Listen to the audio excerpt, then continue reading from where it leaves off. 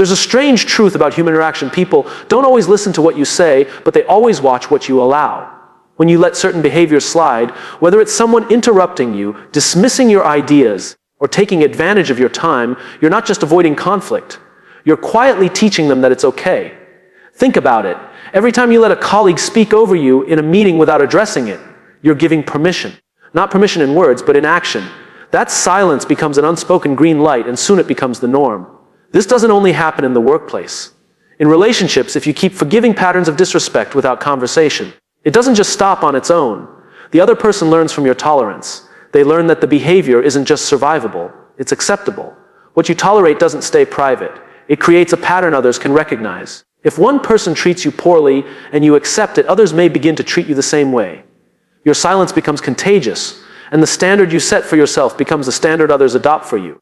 The reason this is powerful is because tolerance is invisible. No one sees it as a choice. It hides in plain sight, quietly shaping the boundaries of how people interact with you. They may not even realize they're crossing a line because you never showed them there was one. Tolerance is often disguised as kindness, patience, or flexibility. We tell ourselves, it's not worth the fight, or maybe it's not a big deal. But over time, those small concessions accumulate, and suddenly the space you once owned is filled with other people's expectations. The lesson is that people aren't responding to who you are, they're responding to what you allow. They read your tolerance as endorsement. They adjust their behavior based on the rules you silently enforce or fail to enforce. Your boundaries, or lack of them, become the language through which you communicate your worth.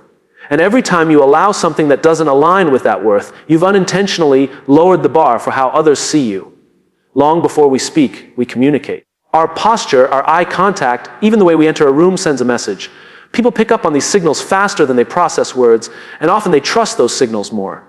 If your shoulders are slouched and your gaze is down, you might be saying confident words, but your body is whispering insecurity. Others will always believe the whisper over the shout. It's not about pretending, it's about aligning your presence with the message you want received. Eye contact alone changes the entire dynamic. Looking someone in the eye doesn't just show attention, it signals self-respect. It tells the other person, I see you and I'm not afraid to be seen.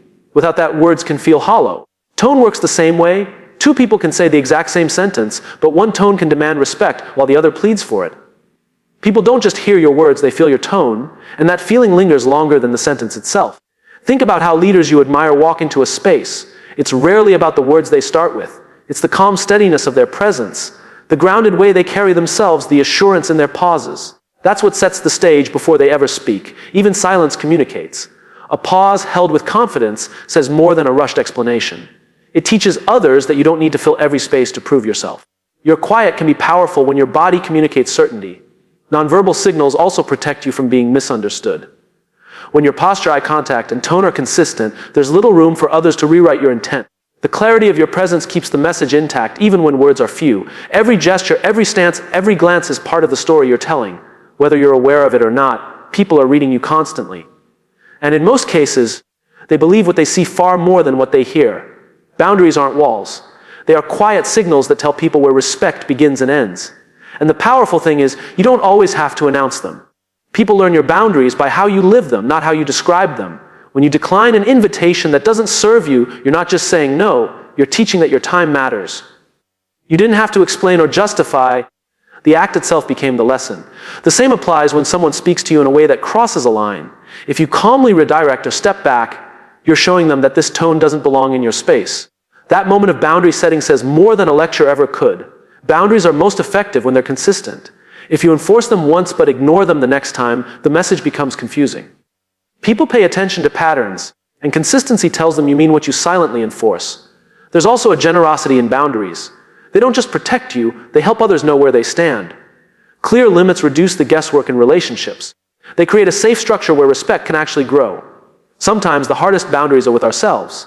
Saying no to overcommitment, to unhealthy habits, or to distractions is a way of teaching ourselves the same lesson we want others to learn. This is the line, and it matters. The beauty of boundaries is that they rarely need to be shouted. They live in choices, in pauses, in the strength to walk away when something doesn't align. That's when people realize, without being told, how far they can go. Every boundary you honor quietly rewrites the rules of how people engage with you. It shows them what you value, what you protect, and what you will not trade, no matter how small the moment might seem.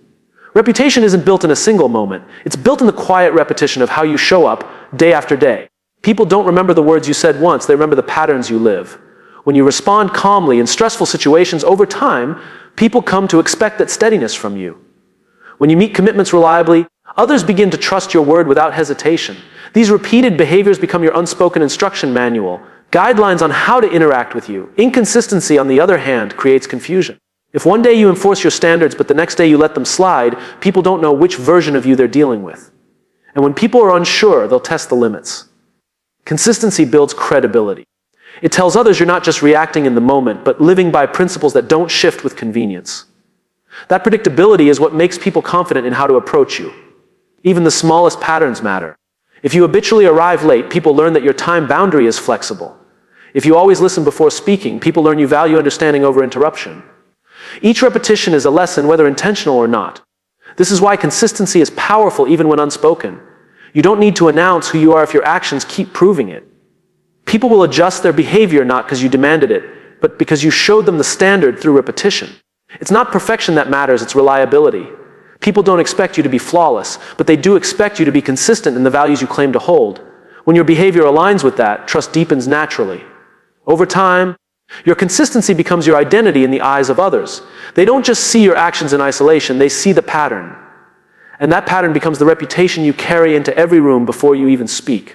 The way you treat yourself is the first and clearest signal of how others should treat you. If you consistently neglect your own needs, dismiss your own voice, or belittle your own worth, people quietly follow that lead. They take cues from you before they ever decide how to interact.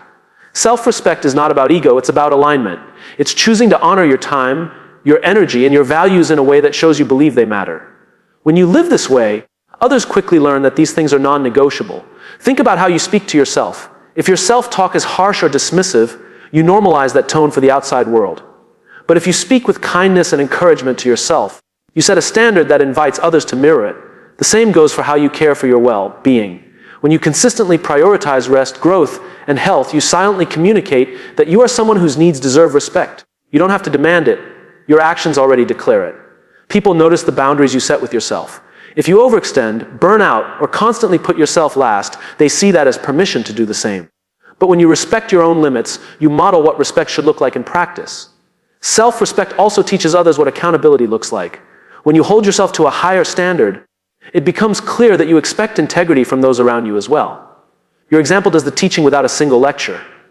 Every decision you make about yourself, how you spend your time, who you surround yourself with, what you tolerate, becomes a benchmark. Others may push against it, but they cannot ignore it. You've set the level, and it influences how they engage. In the end, self-respect is the silent contract you sign with the world.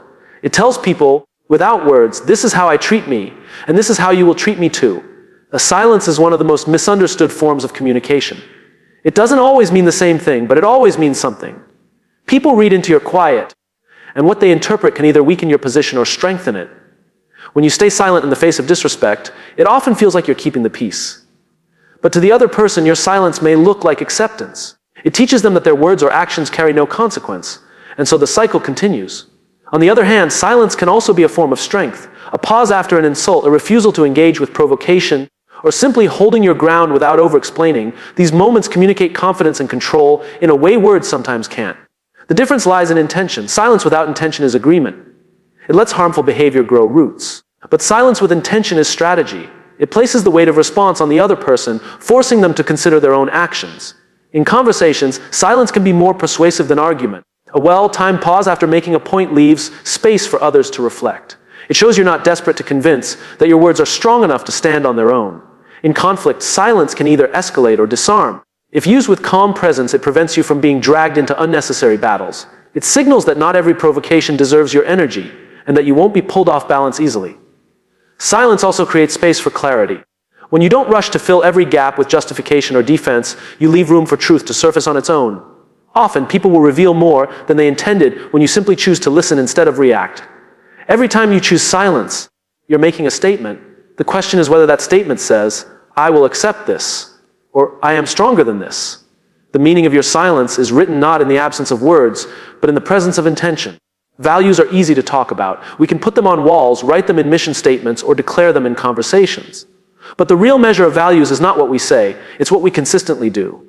People don't follow declarations, they follow demonstrations. When you claim honesty is important but bend the truth when it's convenient, Those around you learn that your values are flexible. When you insist respect matters but interrupt or dismiss others, they notice the gap between your words and your actions. But when your choices align with your values, you create a powerful teaching tool. If you preach kindness and people see you treating others with patience and generosity, they don't just hear your values, they experience them. That experience is what sticks. People are always watching for congruence. They may forgive mistakes, but they rarely forgive hypocrisy. A mismatch between your words and your actions teaches others that your values are negotiable, and it invites them to treat you with the same inconsistency. Living your values in action requires sacrifice. It's easy to talk about integrity, harder to practice it when the cost is high.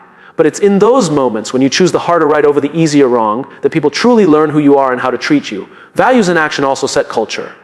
In families, teams, and communities, it's not the stated rules that guide behavior as much as the modeled ones. If the leader cuts corners, others will too. If the leader honors commitments, that becomes the expectation for everyone. This is why values must be lived, not performed.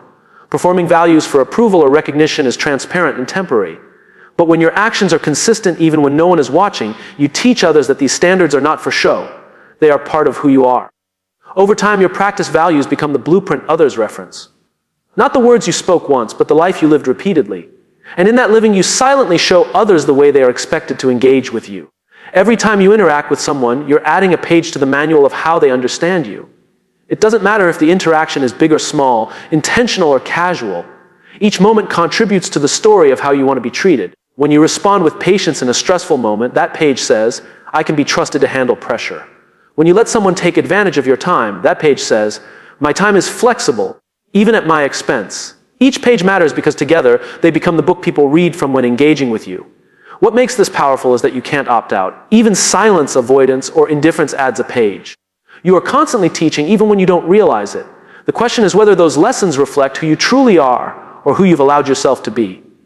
Small interactions carry just as much weight as big ones. The way you greet a colleague in the hallway, the way you handle a delayed response, the way you listen when someone speaks, all of these moments silently reinforce your standard. Patterns matter more than exceptions. One kind act may be remembered, but consistent kindness becomes identity. One broken promise may be forgiven, but repeated inconsistency becomes reputation. People read the manual you write, and they don't just read the highlights, they read the patterns. This is why attention to detail in your interactions is so important. You never know which moment someone will remember, which page they'll underline in their minds as the real you. And often, it's the small, seemingly insignificant moments that leave the deepest mark. Every interaction is an opportunity to either reinforce or rewrite your manual. If yesterday's page was unclear or misaligned with your values, today's page can clarify. The book is being written continuously, and you're the one holding the pen. In time, the manual you create becomes so consistent that people know what to expect from you before you even arrive. That's the silent power of interactions. They don't just teach in the moment, they shape the future of how you'll be treated.